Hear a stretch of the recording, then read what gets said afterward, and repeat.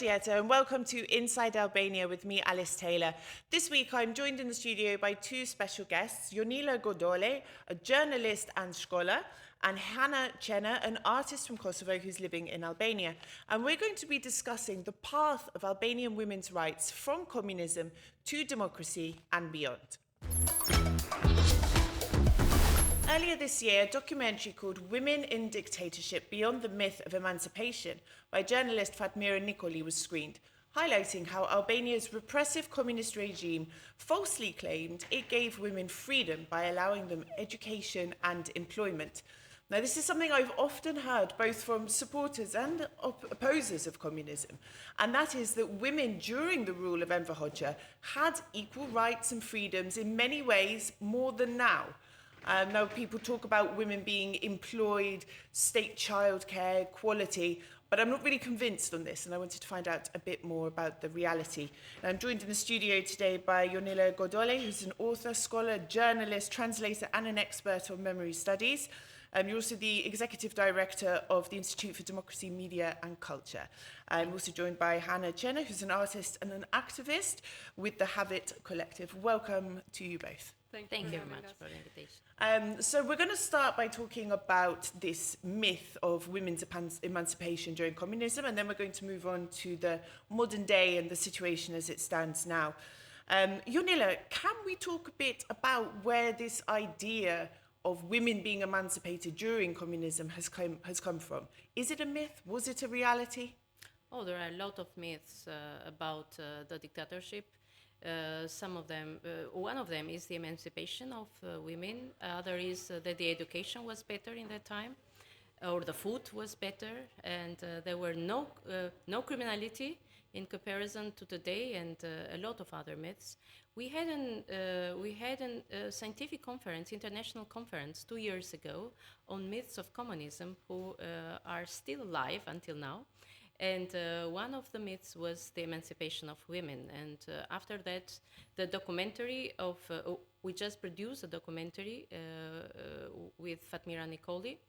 And that was interesting during the documentary too, as we were working for the documentary, just to see, what is that, this kind of myth of emancipation.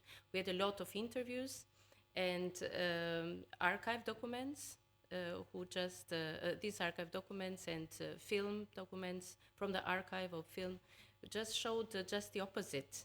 But of course it was a lot of propaganda. So it is a myth, as in the modern times and in the modern democratic country, there were always movements where the women just fought for their rights.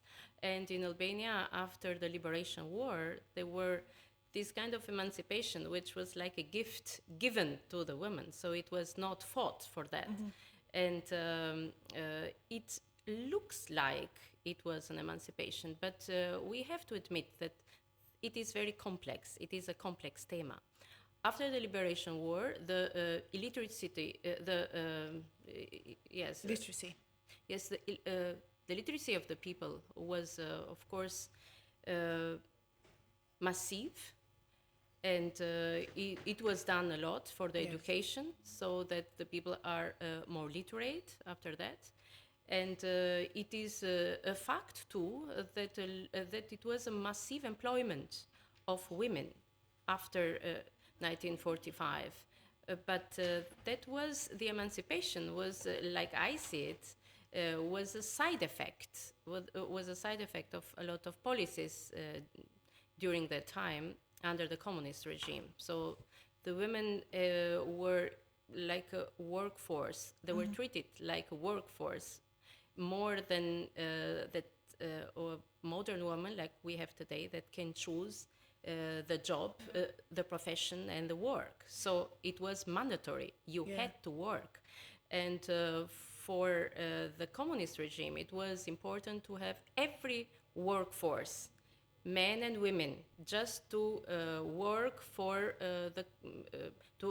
they said in the time, or the propaganda of the time was for the industrialization of the country. So everybody was needed, but that is for me, of course, it is a kind of emancipation when we compare from what time the women came and what kind of culture, very traditional culture that we have here, but that was not so easy. So there were a lot of women who couldn't study, a lot of women who were just in the internment camps.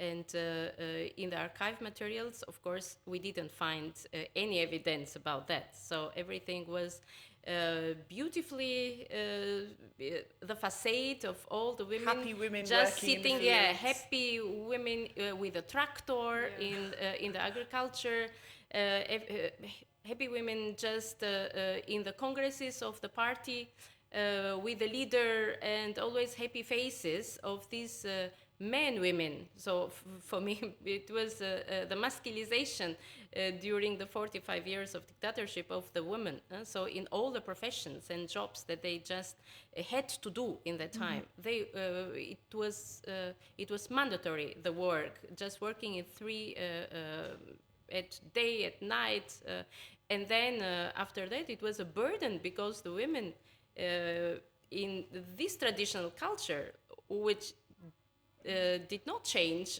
after the liberation war, so they had to work, but they had to do all the work at home and the child care. So it was a double burden job.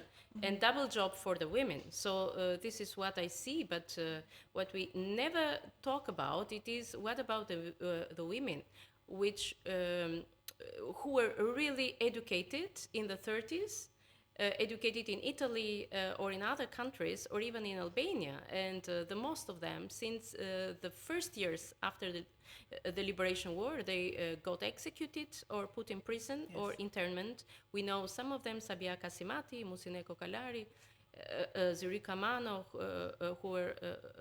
who was executed, but we have more than 7,000 women among 35,000 of political prisoners. They were women, 7,000, and more than 300 women. Their bones, their body was never found until now. They were executed or died in prison.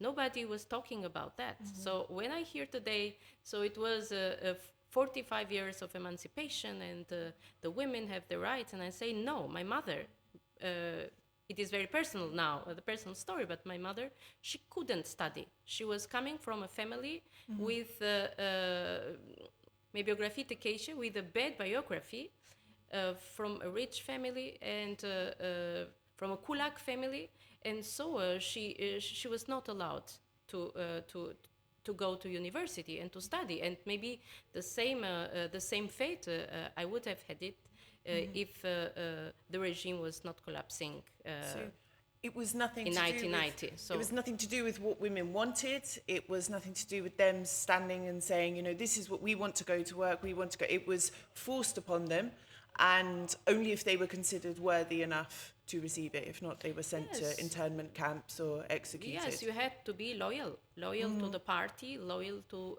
the ideology, the communist ideology. And if you were born, or if you were by coincidence part of the enemy family, then you saw what was the emancipation of the women. I'm not talking only about the violence that we had, or a lot of women who came out of the prisons, and after the 90s, they told about the violation and rapes in the prisons, and or even during interrogations. But we are talking about this propaganda of emancipation of women, which was really in the communist ideology very important to talk about the equality of men and women, but that was a propaganda, because that was not true. So this is for me one of the biggest myths that we have from the dictatorship, and that the women in that time, they were sometimes they were a facade. So we had a few women which really had a career even in the highest position in the politics in that time. But they were mostly the women of the men, of the important Yes. and these powerful men. So it is really very rare that you have women coming from other families to have this important task. Sometimes you have women like Lenka Truko, for example. She didn't have a degree, a gymnasium degree, a high school degree, but she got a degree in the school of politics, in the party school, and then was a minister and important. So coming from the agriculture without any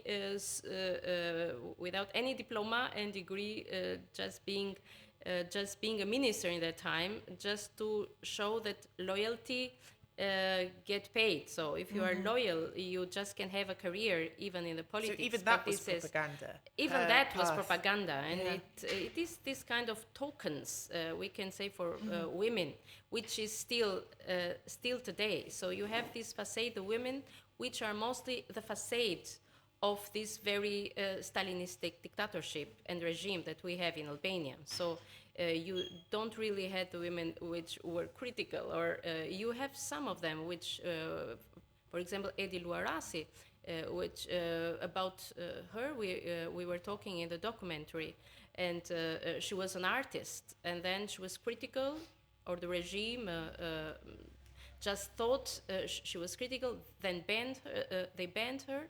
She couldn't do her art anymore, and one of the best actors that we had in Albania in that time. But most of the others, they were just playing the game. So to be on the secure side in that time. So yeah. It was a facade. So now, obviously, property rights, I think during communism, there wasn't really such a thing for women to have property rights because everything was owned by the state, essentially. So it was not only for women, it was for all men the society. As well. So what about things like divorce, abortion? Were these permitted? Were women able to make choices like that for themselves? No, in former communist countries, so in Eastern Europe, in Albania, like in Romania and other countries, the state had the full control over your body as a woman too. So still happens today in some countries in Europe. Yeah, still not in Albania so much anymore. It is not that it was not abortion in that time, but it was illegal. Yes. A lot of women died during this very bad conditions in which the abortion was done in the time, and the state was just controlling the birth, and was not allowed. So you didn't have any control of your body, what you do, and if you were labeled as an enemy, then you were stigmatized as without moral too. So for a lot of women, so it was not only you have not moral in politics, so you are the enemy, but even you just have no moral as a human, as a woman. It was mostly for the women. So that were a lot of stigma in the time, and it was how can you talk about emancipation in the time? Yes. It is crazy. Yeah. Now, we had the transition to democracy. Albania has been a democracy for 30-something years. How have things progressed since then? Because the moment communism ended, there's absolutely no way that this stigma, this mentality, this sort of system just came to a dead end. It must have taken time to change, to evolve. How are things now? Have we made progress? Have we made progress quick enough? What's your view on this, knowing what you do about communism? Yeah, of course we have made progress. Albania is a fragile democracy until now, and the society, it is not really open. We do not have a very open society, even if we play like that, and it is. I see a lot of changes. Of course, this has nothing to do with the politics here. It has to do with the zeitgeist, with the spirit of time and the development. of women and a lot of movements which were done in the European countries, in the Western world. And so this has an impact in Albania too. Of course, the civil society, a lot of NGOs working with the issues of gender equality of the women, they have done a lot of work, of course, and very positive work in 30 years. But I think that we still have a very traditional society, and that it is difficult for women. I'm not talking about Tirana. It is difficult. It is different in the capital. So you can raise your child alone and have a job. This is a burden, of course, but you can do it without being so much stigmatized. But we are not talking here about the smaller cities or the the villages or areas where this is impossible still now. So yeah, and the immigration, of course, changed a lot. The free market, so that you can have now a job, a career, the work that you decide by yourself. But even this, I think it is much more difficult in Albania as when you go in other countries. But of course, even in Western countries, women are just dealing, like always, with not the same salaries, and not for the same positions, and so the problems are always there for women. Maybe we just learn to live with these problems and to have that. I remember, as I was a very young journalist, since I was 18 in the beginning of the 90s, we were only 3 women, young women, in the newspaper in that time in Cagayan. And that was really difficult, just to do your job, or just to decide if you are gonna work for politics. I was a journalist for politics, and everybody was expecting a man doing that job. And I never saw myself, I never identified myself with the gender in the work, but you have to be a professionist. So Yes. you have to be professional. It has nothing to do if you are a man or woman. But that was not very accepted in that time. So yeah, but that was another time, I thought. And of course, you had in 30 years the sexual harassment, which was never issued and never was spoken openly in this country. This is a taboo. It is a taboo topic until today. And as I said before, we just learned maybe to handle all these difficulties, and just to do our work. And but of course, it is not the same. So I am positive about the future, that we have a young generation. I see it with my students, with my daughter, and they have another mentality. And I see it with the male students, and with the younger generation of men, which really have learned from some of the mistakes maybe of their parents, of their fathers and grandfathers. And let's hope for the future to be better. But what it lacks for me here, it is that we have a lot of women in high positions, maybe in the businesses, in the private market, and we have women in politics, but I do see a path of dependency from the past, so that they are just used for the facade more than they are just to stay there for a different kind of politics. So I haven't seen until now women that they just talk really openly and fight against corruption from their colleagues, the male colleagues. I just see them as to be loyal to the leaders, so that they become the positions that they have. So it is really pity that I do not see any bigger differences. And every woman who is a strong woman and has the own opinion about things, which sometimes is not the same what the leader or the director or the boss of a company is saying, always it is a problem. And they do not have the chance to get to get promoted in the career. So this is something which we have to work still. And Hannah, just to ask you about this, we're going to talk about your arts later, but what's your view in the last 30 years? Have things progressed quickly enough? Are we where we should be in terms of women's rights? And also the point about politics as well. I think I agree with you that a lot of it is a facade, but I think it's also a first step. You know, you normalize women in politics, seeing them there, and then that encourages a new generation to maybe come forward, you know, even though it's not ideal. So I want to ask you about those 2 points. There are very small steps in changing as women, but for me, for example, as a theater director and as an artist, it's very difficult even to be invited in projects, because mostly they invite male directors, or if they invite me, they give me some like very soft themes, you know, since you're a woman, so you are soft. Yes, yes, exactly, cliches that you have to deal as a woman. But I'm from Kosovo, so comparing, for example, when my family, they didn't have a very high education, part of my mom. But if I see, for example, parents of my boyfriend, they are completely different from my parents. They were highly educated. They are very different from Kosovo parents. So I think maybe communism did change something in this kind of in this situation, because in Kosovo we were like suppressed from the Serbians, and we didn't have any chance to get to school, and women were the only housekeepers, so they didn't have a chance to go to school.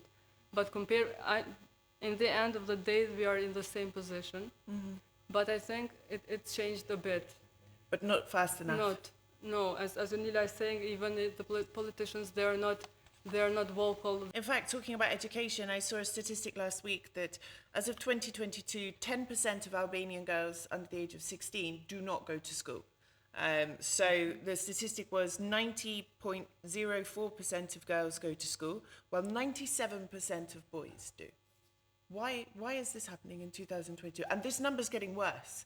So the number of girls not going to school is getting worse over the years rather than improving. So what's going wrong here? Why are our girls dropping out of school more than they were a couple of years ago?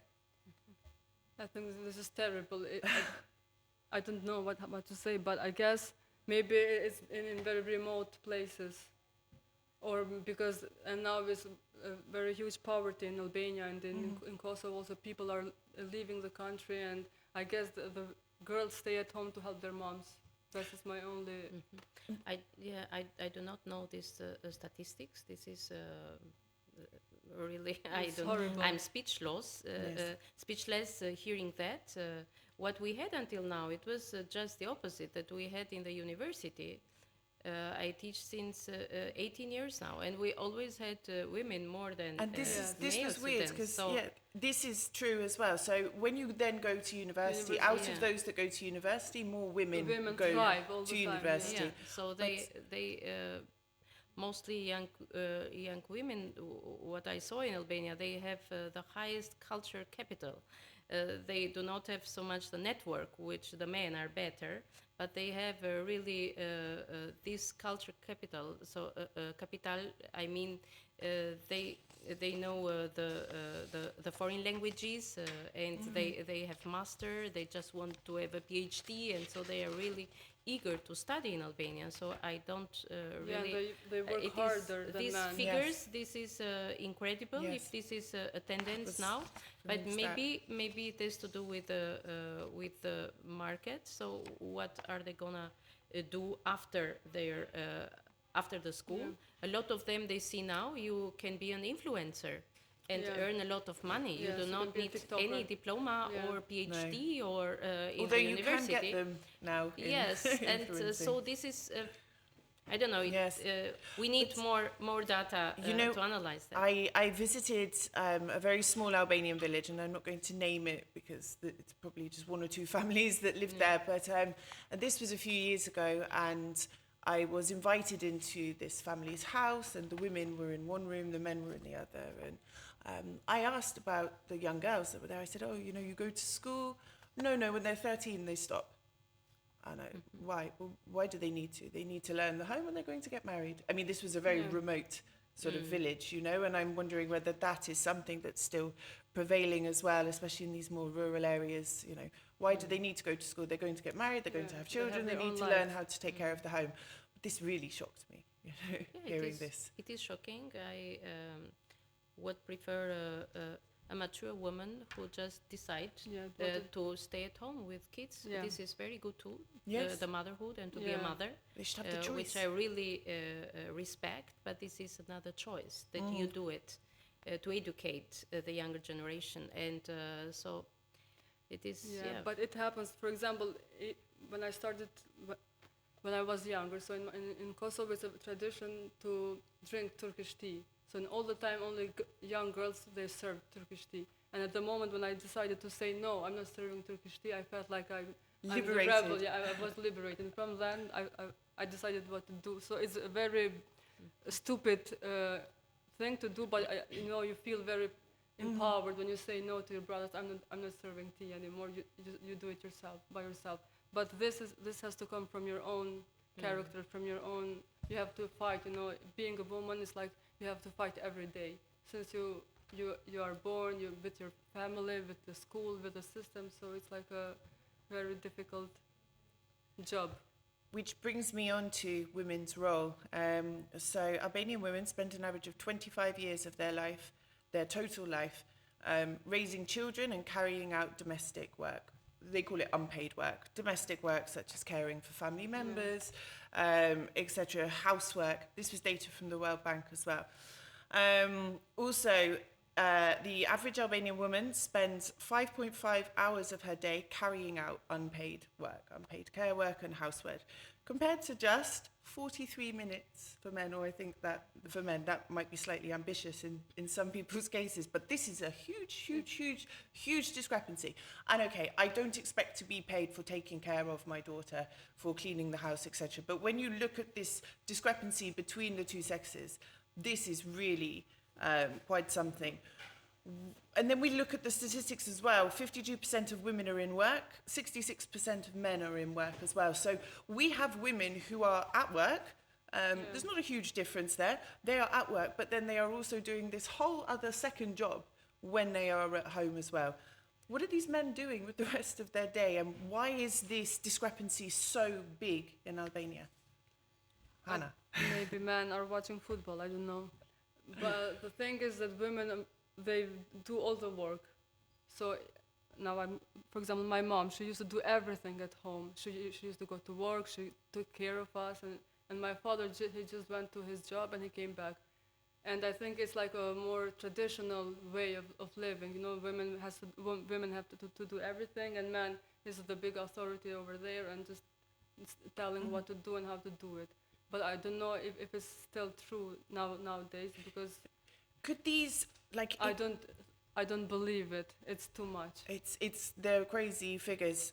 Is this maybe having an impact on women, for example, joining politics, wanting to become politicians or local councillors, or pursue these kinds of careers which are not 9 to 5? You know, you mentioned this before. There's not so many women in these big roles. Is this possibly something affecting it?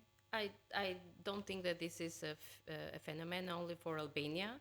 So if we see the statistic in other Western countries, so always are the same problems, that the women do have this double burden. So they just have to work and then to do to have everything under control in the family, and then with the child care.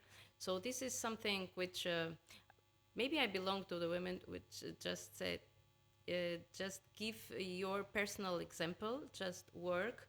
And how I understand the feminist way is just to work and to do what I think it is important, and to be free in my what I decide, and to live with what I earn, and not to be dependent on others, on male, on husband or things. And this is the kind how I understand, and living my example, and just telling that this is a way you can do it too. So it is not to lament now and to play the victim. It is like it is. It is like that, and I do not see that it is gonna change in the near future. Not only in Albania. Albania, of course, not at all, but even in the Western But countries. it's the same. It is, Yes. and we have to educate better males. So the men, Yeah. and if somebody has a responsibility about that, this is the woman.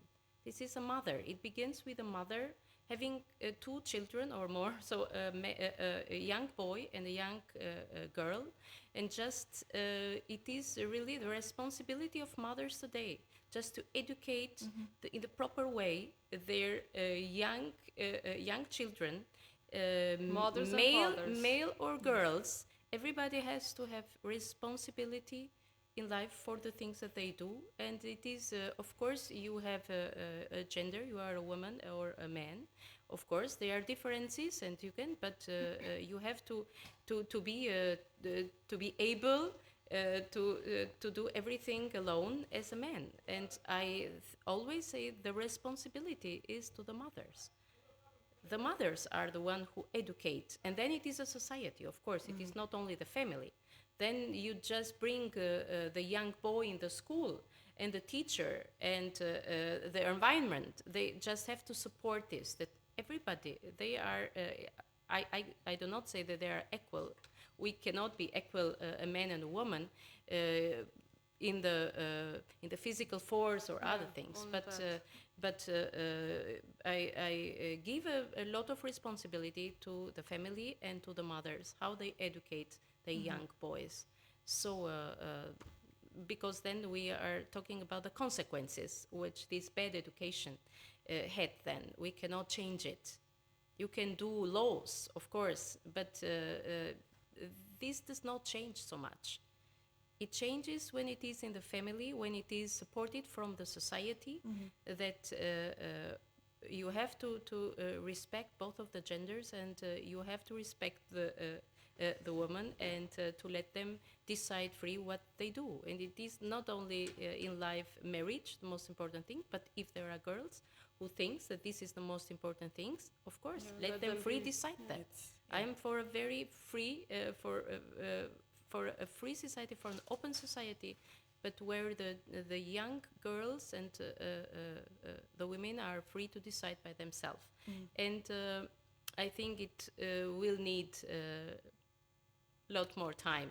But immigration, I think, a lot of people who are going, and even the younger people who are going, and I am sure one day, if the situation in Albania, if we have less corruption in Albania, and the politics is doing better the job, what they have. A lot of these young people which are studying there and living there will come back and will bring this mentality of just be careful when you talk with the girl next to you. And so this is something which I hope that I will experience in this life, and I'm sure it will come. But it needs more time and support here from the school, the family, from the media, of course. The media is which okay, I'm teaching in the department of journalism, so I have the young journalists there, and I see sometimes how difficult it is for them just to use the right terminology, and how to cover these histories and events like the one now. Not use so how many media do not use the word rape? It's not sex with force. Yeah. It's rape. Nobody says rape. It's like not they try to soften it. Yeah, it's not because it is always the mentality here. It was before, maybe now it is better, but still it is in the remote areas or something that maybe the girl has done something. Yeah, maybe the woman has done something to provoke the feeling of the man with not the right dress or not the right expression in the face. So this is something which happens with which has to femicides change as well. The media will always report the motives are unclear, or he did it because he was jealous. No, he did it because he's a murderer. There's no reason. She did something wrong and then he decided to kill her. No, he killed her. That's it. There's no. This is why I said that the role of media is very, very important. Because this is how it changes people's mentality, you know, how you see Yes, because the you language see it, you used. read it, and you know. Yes, because most of the Albanians, they are in social networks or in the Yes. television, in the front of television in Albania, and it depends what you see, what you watch. It is what you are. Yes. Not only what you eat, but even what you watch, what you eat, like information Yes. and role models that you have every day in your life, and yeah, but it is much more deeper. We cannot Yes. go today in that. But I want to, you mentioned social media, television. I want to go to Hannah now. You are part of this collective. You use art as your medium to try and enforce, enact, inspire change in terms of women's rights. Can you tell me a bit about the collective you have, how it started, and how you're using art to convey your messages? Okay, I'm part of a collective. We are two pair of sisters. So we started this collective 10 years ago in Pristina. And we did it because, like, in Kosovo, there were a lot of women who were killed by their husbands. So, and nobody was doing anything about it. And, you know, they did this kind of demonstrations, very cliche demonstrations, like with the name of the victim, and, you know, we want justice. So we wanted to, and all of us, we studied in Faculty of Arts, so we decided to go in the street. So it was the first time that 4 women go in the street and they use their body to demonstrate or to say something. And in the beginning, we didn't know what we were doing because we were really young, so we just said we're gonna do this performance and we see how people react to it. And we saw that people were shocked, not because we did something big, but because they saw 4 women in the middle of the street saying something. And then and this was, because there was this young student who was shot by her husband, and nobody, even the husband, he left the country, they never arrested him, and the family of the husband took the child from the family of the woman, you know, and it was terrible and very sad, and nobody did anything about it. And so we gathered together and we did this performance against murders in Kosovo. And slowly we started to do more performances and, you know, to get bigger and older also. But the thing is that we are doing this kind of art and we try to talk about domestic violence, about feminism, and about, you know, all this kind of subjects. But the thing is that you see that you actually don't change anything, you know. Because I see when I go on social media and I see the comments of people under our performances, the things that they say to you is, you know, it's very, they are so angry, they are, you know, you're not doing anything big, you're just They're existing there, threatened by and you, yes, essentially. and you know, and you're like, our performances are like a thermometer, you know, you just see how they react and how they hate women, just their existence. And for example, we did a performance for LGBT rights 5 years ago, and it was like a postcard. We kissed each other, and we received like 300 death threats from people from Kosovo and Albania. So they wanted our names, and they wanted to kill us because of a picture.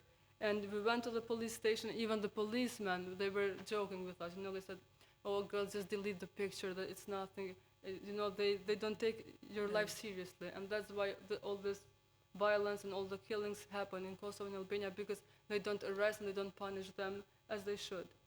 So, and we're trying to mix this art, like performance, and mostly we are focused on performances, and to try to raise questions about our existence, about women, and about society that we live in.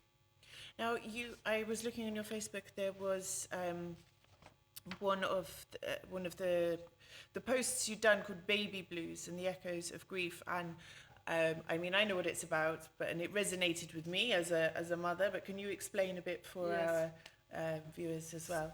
We did this performance 4 years ago, and it talks about mothers who give birth. So one of the girls in the collective, she gave birth, and so we were talking about this baby blues that nobody knows about it. So we didn't have any information, to be honest. So we just we heard from our friends, and because nobody speaks about it, it's like a very taboo thing to know. Most of the people say, "Oh, she just gave birth. That's why she's like that, like all the hormones and everything." So it talks about this depression after giving birth, and it talks about our mothers, how they handled it. Because at the time that we were born, nobody cared about baby blues. And so and also my mother passed away, so we tried to talk about birth and death in this performance. And it's like, it's a very artistic performance. It will sound very stupid if I explain it now. but it's Not at all. Explain it. so it's like there are like with these 4 shopping carts that you push when you go to the supermarket to buy something, and we try to say that, for example, our mothers, you, me, all of us, we go and buy all the time things about for our family, for our partners, and when you go home, there's nobody to say thank you, or you carry them, and you are always trying. Who takes care of us? Yeah, nobody. So and this It's one of is my biggest complaints. and also we have these shopping carts and those glasses that also women in Kosovo, they serve all the time. So we are working for guests, for family, for husbands, and we try to make this noise with the shopping cart and the glass. When they hit each other, they explode, no, but they break. And so this is the sound of liberation in a way. I didn't have postnatal depression, baby blues. I had prenatal depression, and it was very, very, very bad. Like, I didn't know what was wrong with me. I wasn't excited about my daughter. I mean, it completely incapacitated me. I remember going to the doctors in tears and saying, like, help me. Like, what's happening to me? Why do I feel like this? And the gynecologist and the doctor were laughing at me crying. And if we had a lek for every woman who came in here feeling like this, we'd be rich. And they laughed to the point I wanted to storm out, but I was so pregnant I couldn't storm anywhere. I was sort of like this, you know. It didn't have the desired effect. But yeah, I was just laughed at out of the room don't take it and seriously. humiliated. Yeah. And I mean, I was okay in the end, but women kill themselves. Yes. They kill their kids as well, and they suffer from this. Yes, and the thing is that nobody explained that to us as young girls. For example, my mom or the teacher or somebody, just to talk about it, so we know what happens. Or we have another performance for this Plan B, for these pills that you take if you have unprotected sex. And we never knew that pill exists. We heard about it very late, when we were like 25 years old. So you go at the pharmacy and you buy the pill, and even when you buy it, the pharmacist judges you. You feel very bad. You feel ashamed. And then we did a performance about that. So we try to talk about topics that they're not that people don't speak a lot about that.